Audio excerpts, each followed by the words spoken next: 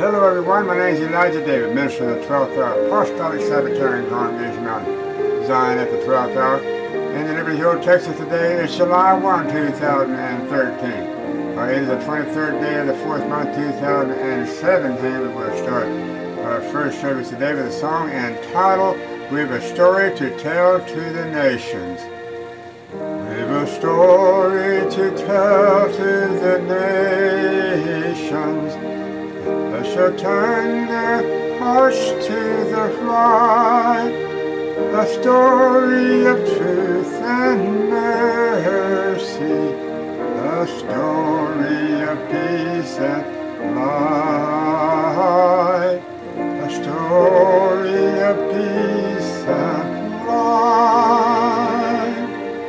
For the darkness shall turn to dawning, the dawn into noonday bright, and Yahshua great kingdom shall come on the earth, the kingdom of love and light. We've a song to be sung to the nation, that shall lift their hearts to the Yeshua, a song that shall conquer evil, shadow the spirit and soul, and shadow the spirit and soul. For the darkness shall turn to dawning, the dawn into noonday bright, and Yahshua's great kingdom shall come on the earth, the kingdom of love and light. We've a message to give to the nation, that the Yahweh reigneth above, has sent his Son to save us and show us that Yah is love,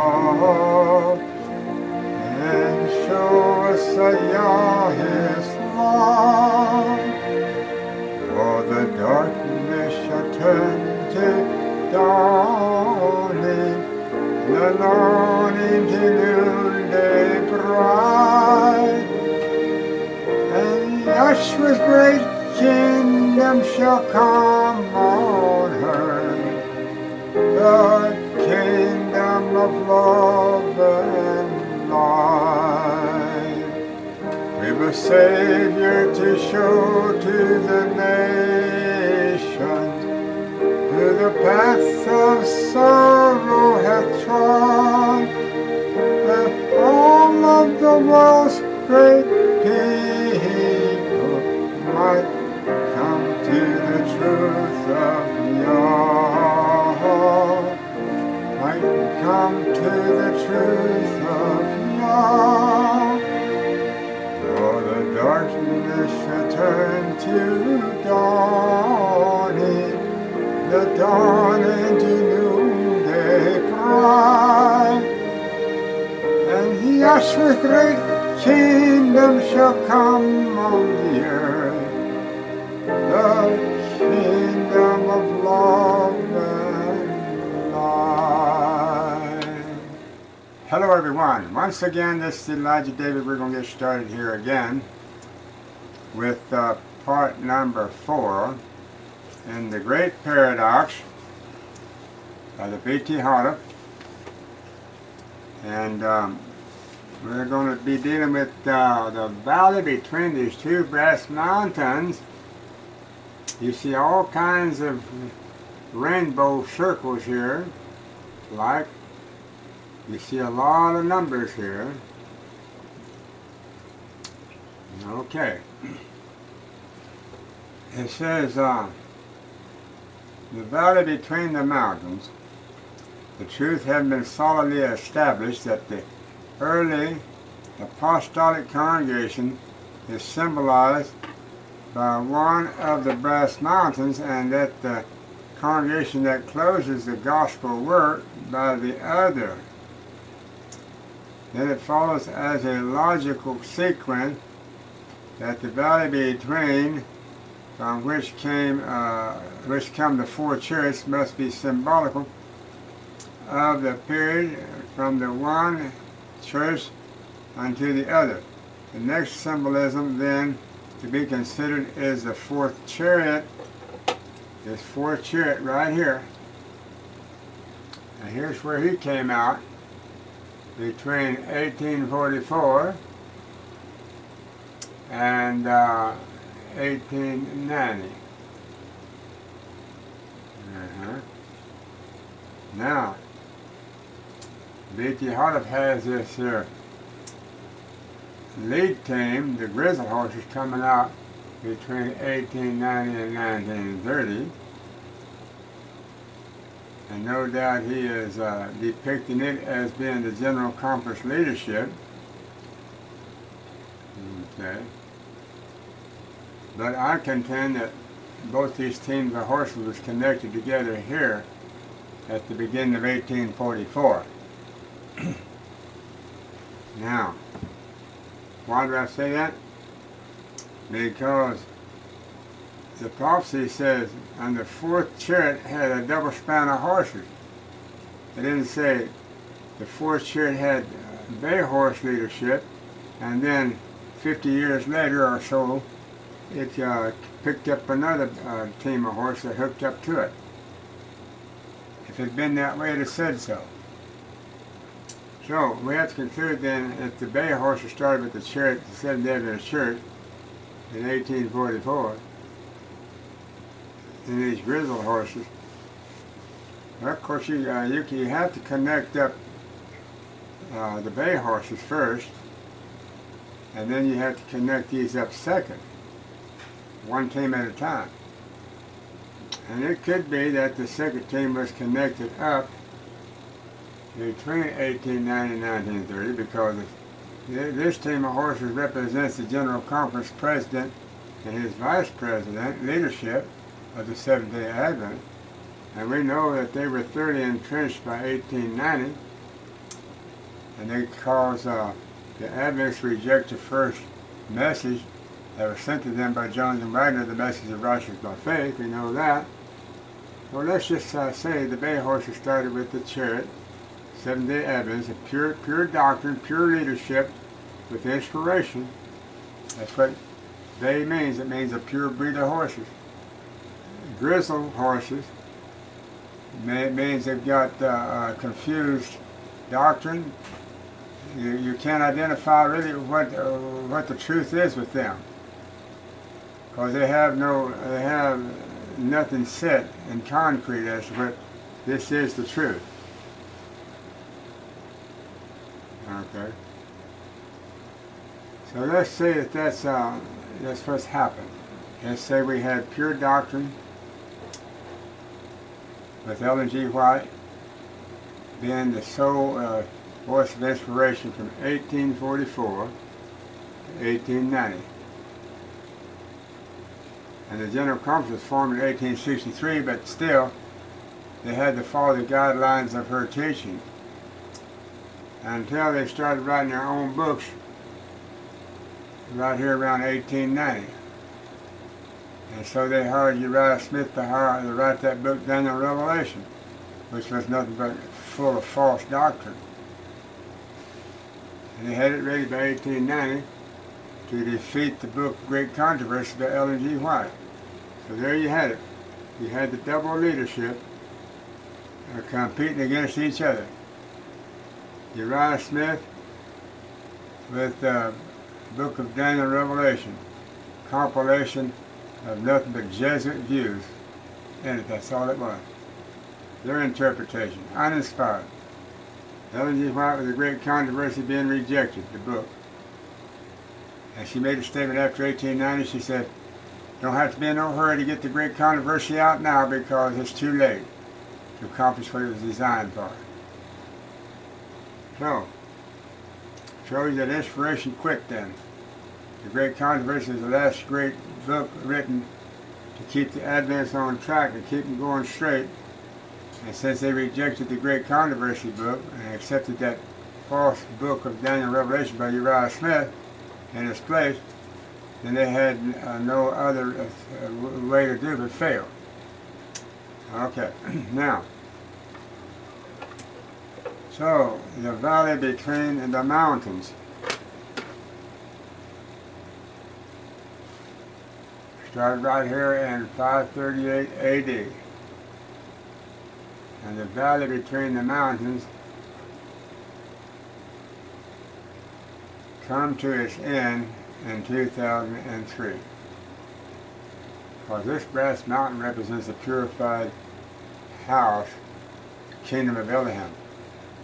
And the Adventist Church does not represent the purified kingdom of Elohim. But the Adventist Church is recognized by another mountain. All right, there's no question about that. And that other mountain is right here. That's found in Zacharias 4:7. Who art thou, O great mountain? Before Zerubbabel thou shalt become a plain. Well, this mountain became a plain in 2002 when the house of David, represented by this little stone hewn out of her, strikes this image, which represents the world empires, on the feet, destroys it, planes this mountain off, and now you got the brass mountain appearing. And now you got the brass mountain appearing. We'll get back to that. 2003, now appears the brass mountain. So, I'm in the process of upgrading these prophetic charts, because Victor Holliff only went to 1930 with this one, and he didn't have any more prophetic insight to go any further than 1930. And he started at Brass Mountain in 1844. Well, the mountain that he didn't realize was that one that represented the Adventist Church. This brass mountain doesn't represent the Adventist Church. The one I just showed you where the little stone was hewn out was the one that represented the Adventist Church. That was planed off. When was it planned off? 2003. When the closed work for the Adventist Church came in 2002. Fulfilling the prophecy she made in Testimony Volume 3, page 266 and 267. She said the closed work for the Adventist Church is sealing the 144,000. Yeah.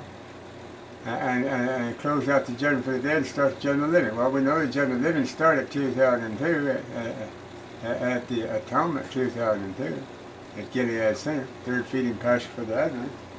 When it came into its close, when that third feeding pasture Gilead Center came to its close, and that closed out the whole Adventist movement for 158 years. Okay. Now it goes on to say here that the valley between the mountains. Okay. So it says the truth having been solidly established that the early apostolic congregation symbolized by one of the brass mountains, and that the church closes, and the church that closes the gospel work by the other. So the house of David, 144,000, they should have 144,000 written right across here.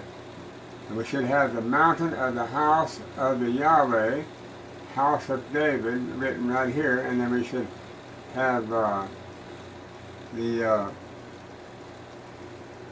beginning of this brass mountain. And we should have our date right here, 2003 actually. We should have another one of these at 2003 and bring this mountain over here. Alright. Alright, so now it says that and the congregation that closed the gospel work, the house of David, by the other. Then it follows as a logical sequence that the valley between from which come the four chariots must be symbolical of the period from the one congregation to the other. The next symbolism then to be considered is the fourth chariot, and this is our second time to come to this now. And we said that it came out finally, the two team of horses finally teamed up by 1890. Okay. So the two team didn't start out before like I had prophesied and told you in my earlier text. I said that James White represented the grizzly horses and Sister White represented the bay horses. No, James White and Sister White represented the bay horses. Pure doctrine. True, James White wanted to be the lead horse, but Yahweh forbade it. He let Ellen G. White and James White be equal to work together, one helping the other. Except Ellen G. White had the inspiration, and she had the title of a prophetess. James White didn't. Now, this makes more sense. So these two bay horses connected directly to the chariot represented the office of inspiration up to 1890. And then here comes the grizzly horses from 1890 to 1930, ruling the next 40 years with the General Conference President and his officers. Bay horses hooked up in here, the grizzly horses hooked up in 1890.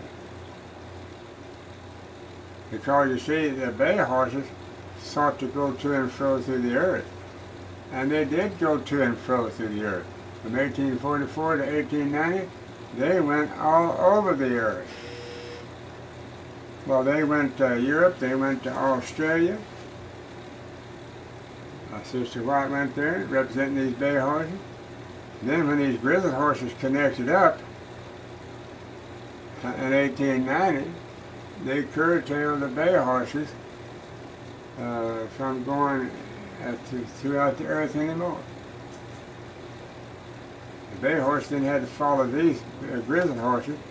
No wonder Sister White said that by 1890 these grizzly horses representing the Seventh-day Adventist Church leadership of the General Conference and the Seventh-day Adventist Church had already retreated back to the South Country, Egypt. By 1890 they'd already arrived there. And what they do, they pull the bay horses with them. The bay horses for 45 years have been going to and fro through the earth. Well, we sent missionaries to Europe and around during that time. And I want to read to you now here from Revelation chapter 10. I'm just going to read you the whole chapter, it's only 11 verses. And I saw another mighty angel come down from heaven, clothed with a cloud, and a rainbow was upon his head. And his face was as it were the sun, and his feet as the pillars of fire. And he had in his hand a little book open, and he set his right foot upon the sea, and his left foot on the earth. The sea is the old country, where that leopard-like beast came up out of the sea in Revelation 13. Okay. So here's this angel here. Had his one foot upon the earth and the other one upon the sea. Earth and across the United States. And he cried with a loud voice as when a lion roareth, and when he had cried, 7 thunders uttered their voices. Now, how much have you heard preached on the 7 thunders? None, none. Because there's nothing to be known that's written what the 7 thunders were that was spoken unto John the Revelator. And when the 7 thunders had uttered their voices, I was about to write, and I heard a voice from heaven saying unto me, seal up those things which the 7 thunders uttered, and write them not. Okay. Now brings to mind Jeremiah 33:3, where Yahweh says, call unto me, and I will answer thee, and show thee great and mighty things that thou knowest not. Well, how can I know about these seven thunders if John the Revelator was told not to write the information that was given him on it? So this would then have to be divinely revealed. If there's something for the world to know about these seven thunders, then it would have to be divinely revealed from heaven through Yahweh's voice of inspiration in these last days. Just like it was from heaven to Ellen G. White. That would have to happen again. He ought to say so. If there's nothing written on it, how can inspiration then teach you anything from it? It can only have a vision or a dream to Yahweh's last day prophet to open up those things written that the seven thunders uttered. Remember what I just quoted you, Jeremiah 33:3. Call unto me, and I will answer thee, and show thee great and mighty things that thou knowest not. I'm calling unto Yahweh and inquiring about if I'm supposed to know something about these seven thunders, that He will let it be known to me and show me in His own way.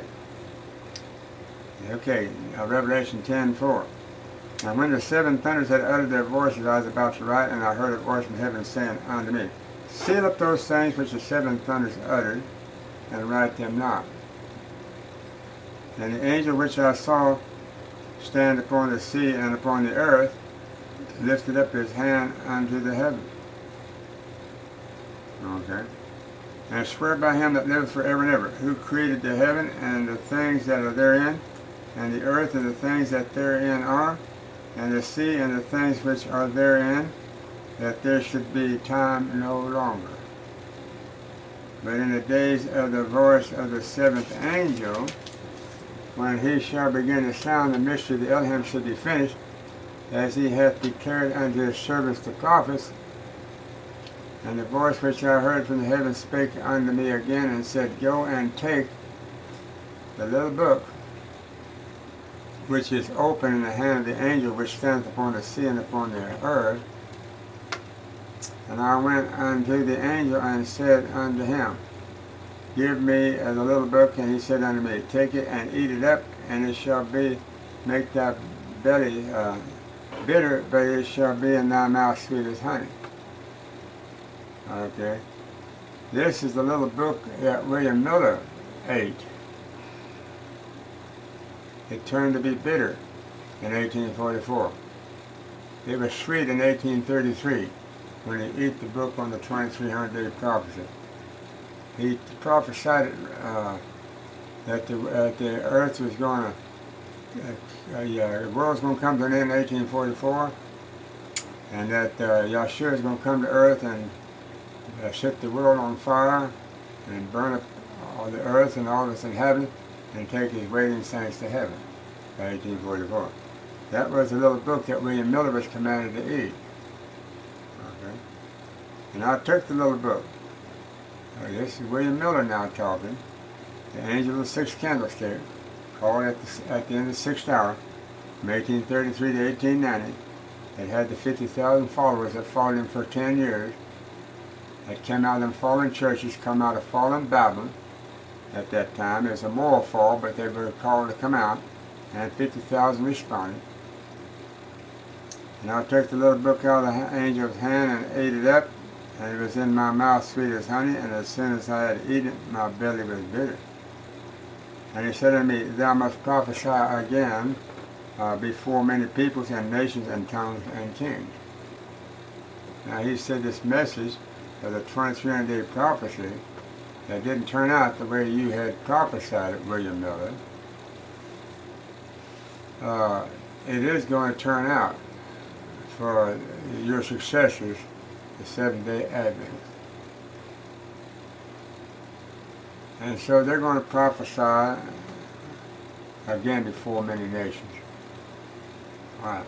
That's what the bay horses were doing from 1844, right here. They took over from William Miller. William Miller was from 1833 to 1844. And we should have an 1833 number right here between 1798 and 1844. We should have 1833. William Miller, the sixth angel of the sixth candlestick, the Philadelphian church. We should have 1833 right there, because it has William Miller represented by these white horses coming out between 1798 and 1844. But he came out in 1833. So we're going to revise this chart, and we're going to put 1833 there. And then we're going to put the path of William Miller coming out between 1833 and 1844. He beat the Holler for short a little bit on inspiration when he drew these charts, but did a magnanimous job overall. Alright, so now, the Adventists then were to take that book that turned bitter in William Miller's stomach in 1844, and now they're to prophesy again to many nations, and sure enough, these bay horses represent the pure leadership of the Seventh Adventists with Ellen G. White. They said about going throughout all the earth, and they did. Okay, and it showed that when they got through by 1890, going throughout the earth, there's another prophecy there in Zacharias chapter 5 about those spotted horses, and they said, well, we've gone to and fro through the earth. We've gone to it, and the earth still stands still. So I believe that's in Zechariah chapter 5. It said, then I turned, lifted up mine eyes and looked, and behold, a flying scroll. There in Zechariah 5, verse 1. And then, okay. So anyway, they had walked to and fro through the earth, and the earth still stands still. So by 1890, the Adventists thought that they were. Sister White says, if you'll accept this message of Jones and Wagner, by 1890, you'll be in the kingdom. Well, they've been going throughout the earth for 45 years with their, what they call the gospel of the three angels' messages. And so they thought they would be in heaven. When she said kingdom, she meant the kingdom of heaven. She thought they would go to heaven by 1890. So Sister White prophesied the Adventists were going to go to heaven by 1890. William Miller, the first day Adventists, prophesied that they were going to go to heaven by 1844. And yet Sister White the people accused Sister White of saying, well, no, they tell a story about Sister White saying, well, there's no more prophecy being hung on time after 1844. They said there's no more prophesying or setting dates for the coming of Yahshua. After 1844, that's enough. And here she goes and sets a date for 1890. And so we had all the Adventists booted up. They accepted Jones and Wagner's message. We'll go to heaven by 1890. B.T. Holler taught between 1930 and 1955 up to his death. And I've got to show this on my new chart. I've got to show that. He taught that the 144,000 times then to come forth, and for us to go into the kingdom of heaven here on earth, into the promised land of Israel, where the kingdom of heaven is going to come down. We were going to go right on into it by 1950. And so that didn't happen, so his successor, Ben Roden, he took over the helm in 1955 at B.T. Hollis' death. And then lo and behold, here we come with Rhoda W. Johnson in 1970. And he makes a prophecy that Yeshua is going to come by 1974. And that we're going to be transported to the kingdom of heaven in Israel. B.T. Hollis said we're going to be transported by 1950. Rhoda Johnson said we're going to be there by 1974. Didn't happen, so Brother Johnson, he said, well, the master delayed is coming. So the last set time, and then Brother Johnson set one more date, 2003, and that's where I come in at with the House of David. He said 2003, this is the year of his redeemed. Yeshua is going to come now, and he's going to take and get his waiting saints and going to take us to the kingdom of heaven, the promised land, and Israel, there in 2002. And that's when Yeshua did come invisibly, and he changed the guard from Vertus to me. And now I'm opening up the truth to these prophecies. So we've had time sitting ever since 1833 with William Miller. First day Advent. So he's part of the seventh day Advent in prophecy. Because the 23-day prophecy connects them together, which was first given to Miller. And in Matthew 20, verse 5, connects them together. It says 6th and 9th hour labors were connected together. William Miller was the 6th hour labor, Ellen G. White's the 9th hour labor for the Advent, connected them together. With the three angels' messages, they connected up. William Miller had the first two angels, Ellen G. White had the third one. Okay? And so they were connected. Ah.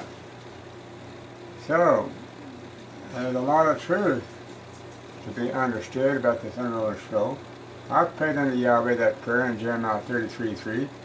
He said, call unto me. He said, and I will show thee great and mighty things that thou knowest not. He said, call unto me, and I will answer thee.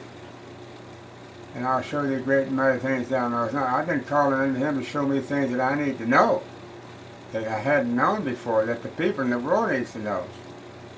And especially the Davidian Seventh-day Adventists, why they end up failing like they did. They all failed. The Adventist Church all failed. Except the 144,000, and that's the fruit. That's the end result of the Adventist 160 years on the scene. With the judgment of the dead, that's what they produced, 144,000. They're just waiting in the wings to come forth right now. And when they do come forth, I'll guarantee that will be the time when the kingdom of heaven has come down here on earth. Because 144,000 will be the governing body of that kingdom of heaven. And they will go throughout the earth, getting all of their brethren and bring them to this holy mountain. And then they take them, and we go to the promised land, where the kingdom of heaven comes down out of heaven, the real visible one, and plants itself between that great valley. Now watch this, Zacharias 14, verse 1 through 5. And his feet shall in that day stand upon the Mount of Olives. And the Mount of Olives shall cleave in the midst, and there shall become a very great valley. So that Mount of Olives, which has always been one mountain, is now going to become two mountains, just like these two brass mountains here. And there's going to be a very great valley between it. So those of you that are listening to this and watching this, go read Zechariah 14 when we get through here. Okay? So, and it says, and Yeshua shall come and all the saints with him. Who are the saints? That's all the saints that he gathered here in the Western Hemisphere, starting here in Texas, where this first brass mountain meets the second brass mountain, and they meld into one mountain.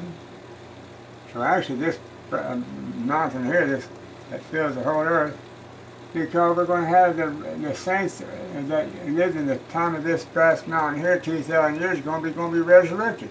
And they're going to be brought into this mountain.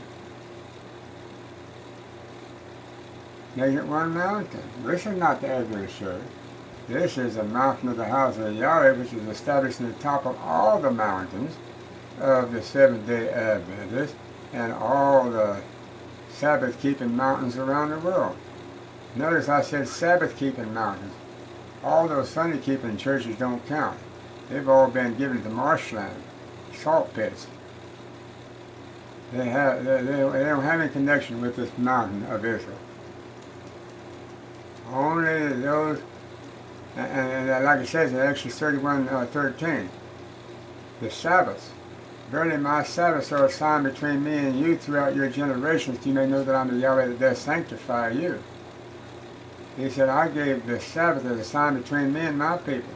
And we know that Israel is notorious, at least for observing Sabbath.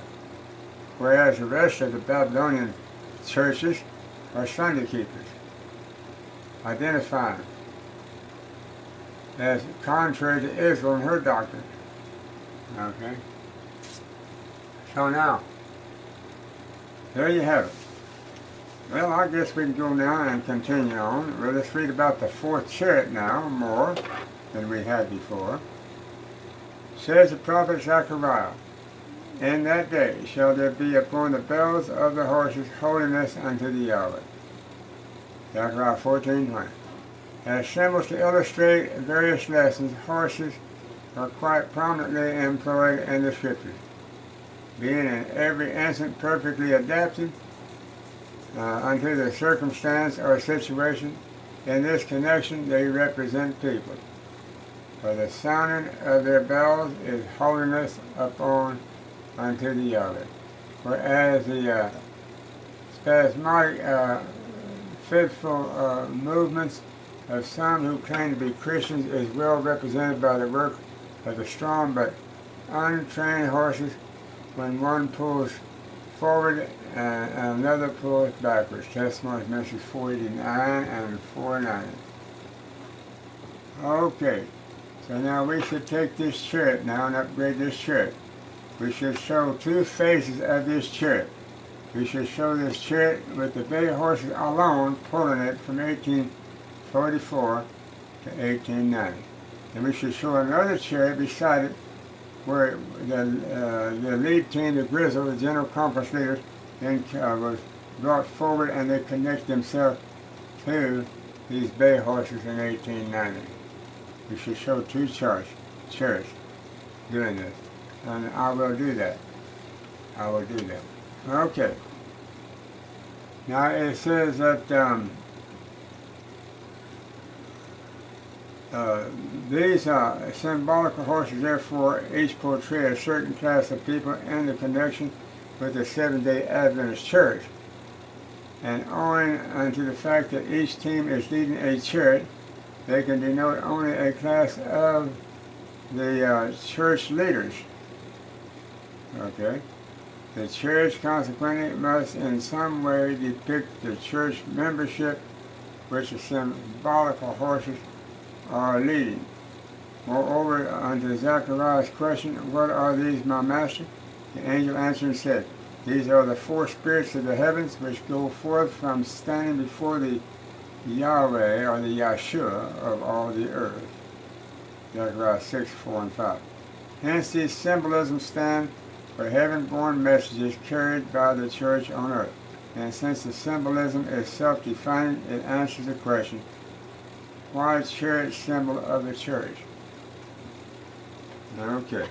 The scriptures symbolize Elohim's church by the various earthly objects. To illustrate, in that day, says Yahweh, will I make Jerusalem a burdensome stone for all people. All that burden themselves with it shall be cut in pieces. Zechariah 12:3. Thou shalt also be a crown of glory in the hand of the Yahshua, Isaiah 62:3. And the seven candlesticks which thou sawest are the seven churches, Revelation 1:20. The same object cannot perfectly characterize the congregation under the varying conditions and circumstances or relationships. For example, on the one hand, the church that gave birth unto Yahshua, Revelation 12:1-2, cannot congruously be symbolized by a chariot, but rather only by a woman, while on the other hand, the church with which Elohim will break the nations cannot congruously be likened unto a woman, but rather unto a stone, Daniel 2:45. And we showed that to you, about breaking the nation. Okay? As I told you, this here image represents the nations of the world. Okay? But rather unto a stone, Daniel 2:45, or an axe, Jeremiah 51:20. For a church in its work of the gathering souls, the most fitting symbol is a chariot, and for its leadership, naturally, horses. As there are in the symbolization before us four chariots to be identified, we must therefore consider each one separately before beginning with the first chariot. Now let's go back to these four chariots. All right, the first chariot, the red horses. For the consecutive order of the chariots indicates a series of gospel events. In the first chariot were red horses. That the color red stands for bloodshed, for the spirit of prophecy bears out. As we were traveling along, we met a company. I noticed red as a border on their garment. I asked Yahshua who they were. He said they were martyrs that had been slain for him, early writings 18 and 19. The red border on the garments of this company, being emblematic of the martyrdom, obviously then the red color of the horses denotes the martyred leaders of the church before 538 AD. In response to Zacharias' question as to who the horses were and where they were going, the angel answered, the black horses which are therein go forth into the north country, and the white go forth after them. Okay, the black horses going to the north country, the white, William Miller, whenever he didn't prevail with his prophecy by 1844, pure doctrine he had though, the 23 prophecy of the pure doctrine, he followed these black horses into the north country. Let's do a little review now of what we just talked about. Let's deal with this first chariot again, this red horses. It says, the consecutive order of the chariots indicates a series of the gospel events. In the first chariot were red horses, that the color red stands for bloodshed, and so we read this before. They're the martyrs that was martyred in the first century with the imperial Rome, pagan Rome. They were martyred clear up to 538 AD. And then the Catholic Church took over in 538 AD and continued the martyrdom for the next 1260 years. All right? And it says, I asked Yahshua who they were. He said they were martyrs. They had been slain for him. Early writings, page 18 and 19. The red border on the garments of this company, being emblematic of the martyrdom, obviously then the red color of the horses denotes the martyred leaders of the congregation before 538 AD. Okay. In response to the Zacharias question as to who the horses were and where they were going, the angel answered, the black horses, right here, it says, which are therein go forth into the north country, back into Babylon. Okay. And the white go after them. This is the Millerite movement that missed at this point in 1844. They go after them, they follow them into the north country, back into Babylon. All 50,000 William Miller's followers, apostatized, went right back into Babylon. Okay. And the bay went forth and sought to go, that they might walk to and fro through the earth. Zacharias 6, 6 and 7. So the bay horses, you see, it should show that they are a singular team. And they came out, also appeared in 1844. These bay horses. So they went to the earth for 45 years, fulfilling Revelation 10. Must prophesy again before many nations. Okay. That was a 45-year prophecy. And that's all the Adventist Church was supposed to prophesy again. It was for 45 years up to 1890, and then they were through. Because the grizzled horses didn't come out after 1890 and connected to the bay horses and put a stop to them going throughout the earth, prophesying anymore. By 1890. The General Conference president stopped these bay horses from going to and fro through the earth. Okay, though the angel answer discloses the respective directions toward which the black, white, grizzle, and bay horses went, it omits it omits to the slightest mention of the red horses, thus riveting the conclusion that the red horses were martyred and went nowhere. That's right. The first apostolic congregation movement in the first century, their converts and followers were martyred up to 538 AD, right here, by imperial pagan ecclesiastical Rome. Okay. They became Rome became ecclesiastical. No, Rome became ecclesiastical when the apostolic converts apostatized and joined her. That's when she became ecclesiastical. All right. Thus riveting the conclusion that the red horses were martyred and went nowhere so far as their final destination is concerned. This being clear, our next step logically is to identify the second chariot. Okay, now the second chariot would be these black horses. And the second chariot were black horses. Universally, the figurative significance of black is bondage. So as the martyrdom of the early Christian church was followed by the Dark Ages of religion from 538 to 1798, here you have it, 538 to 1798.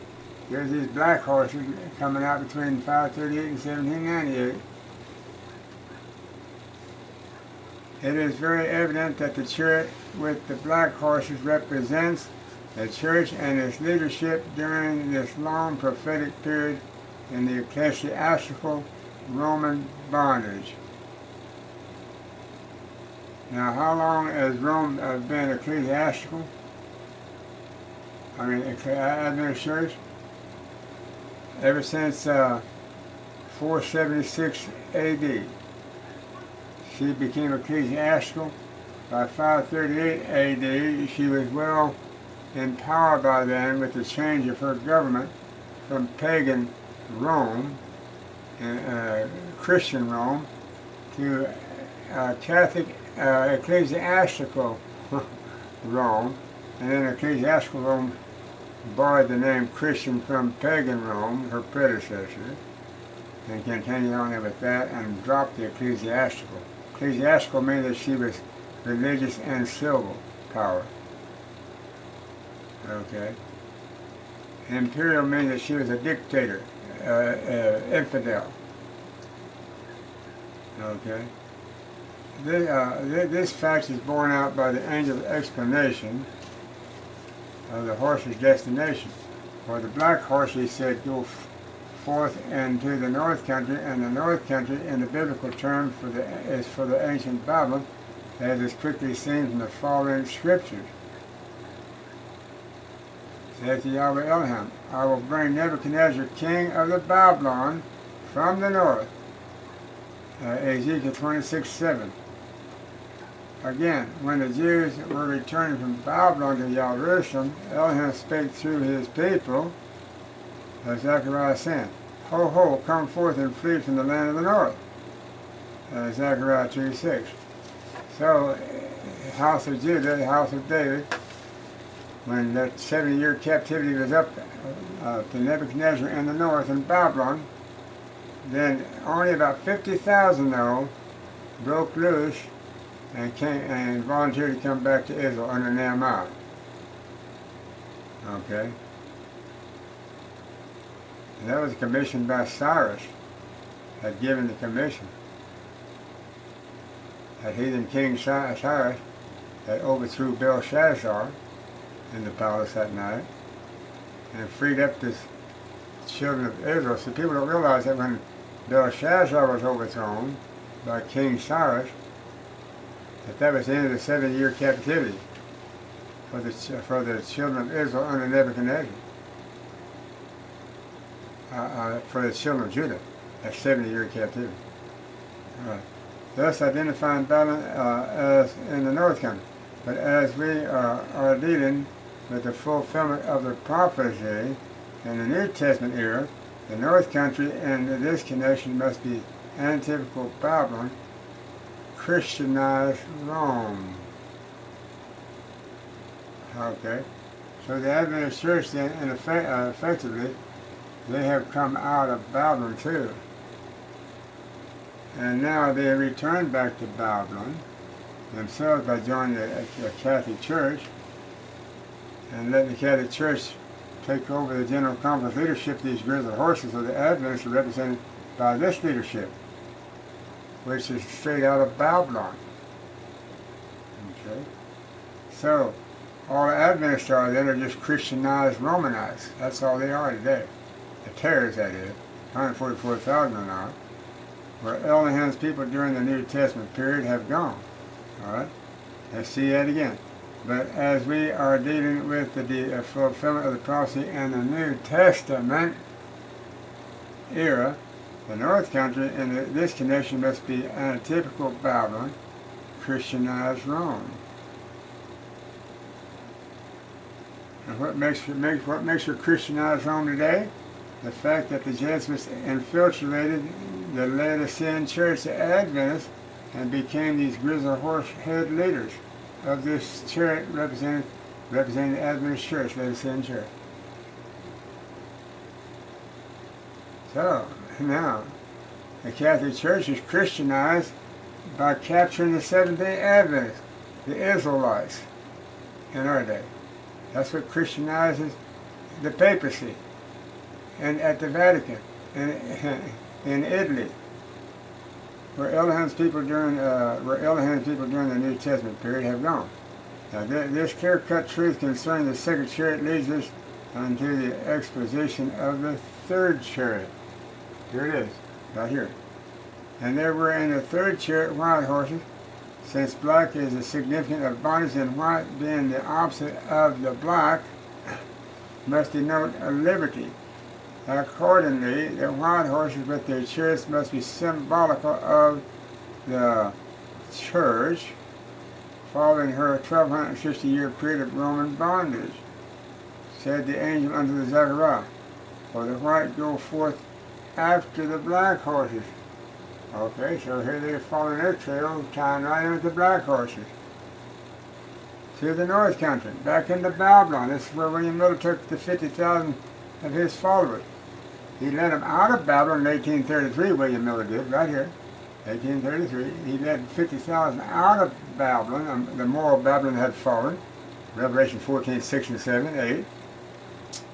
And then now at the end of his ministry, 1844, the little book that he ate was sweet in his belly, but it turned bitter because Yahshua didn't fulfill the 23-day prophecy like he prophesied it, so he got disappointed, took his 50,000 followers and followed the black horses back into the North Country. The white go forth after the black horses unto the North Country. The white horses therefore represents a free church carrying a heaven-born message to the North Country shortly after 1798 AD in the time of the Liberty. The only such message found on record is that of the Millerite movement, of which we read. Unto William Miller and his co-laborers it was given to preach the warning in the America. This country became the center of the great Advent movement. The writings of the Miller and his associates were carried into the distant lands, wherever missionaries had penetrated in all the world, were sent the glad tidings of the Yahshua's speedy return. That's written in Great Controversy, page 368 by Ellen G. White. But though the white horses went to the North Country, the Millerites, or the first day Advent were representing the first day Advent movement, were not in response unto the call. Come out of her, my people. This is made clear by Miller's own words. He says that in all my labors, I never had the desire or thought to establish any separate interest from that of the existing denominations, or to benefit one at the expense of another. I thought to benefit all. Great Controversy of Ellen G. White, page 375. For the concluding revelation is, behold, These that go toward the north country have quieted my spirit in the north country, Zacharias 6:8. As the warning message by the Millerite movement had been rejected by the churches, and the fulfillment of the words have quieted my spirit in the north country, Elohim withdrew his spirit from them. In evidence of this, the second angel announced, Babylon is fallen. Revelation 14:8.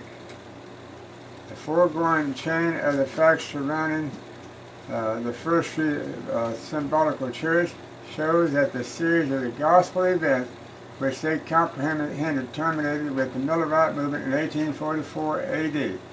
And the additional fact that the white color of the horses also denotes purity shows that the third chariot is symbolical.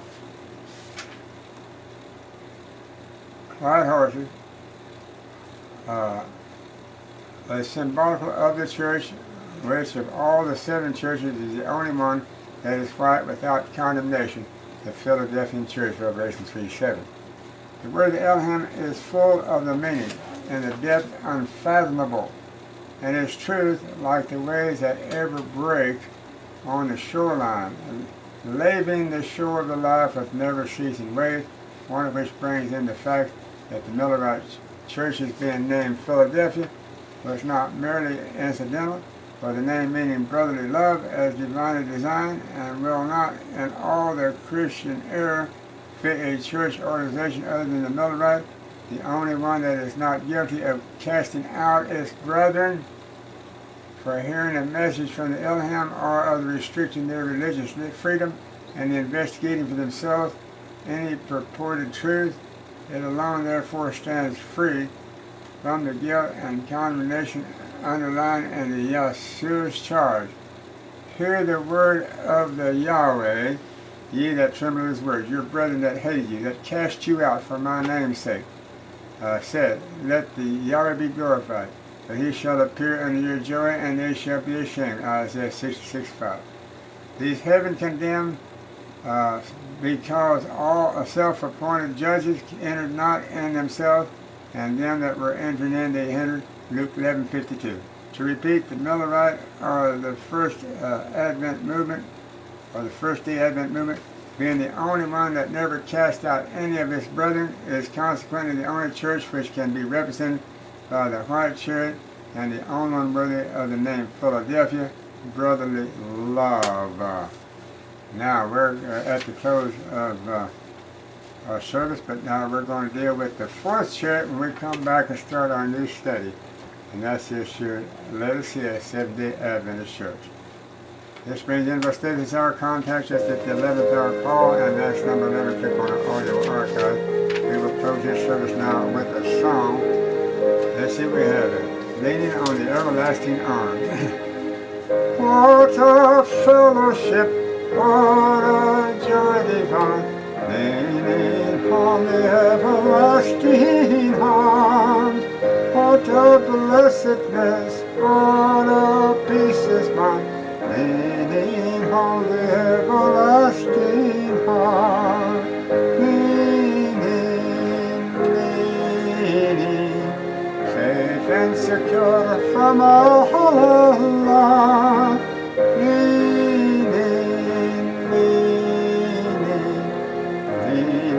on the everlasting arm.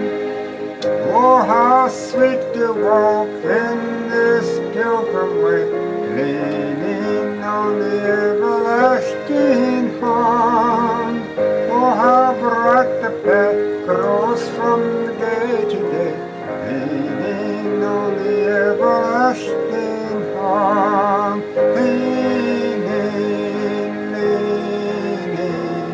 Safe and secure from all alarm. Leaning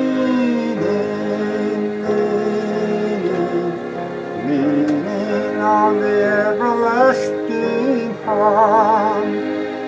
What have I to dread? What have I to fear? Leaning on the everlasting arms. I have blessed peace, with my yasser near, leaning on the everlasting arm, leaning, safe and secure from all alarm.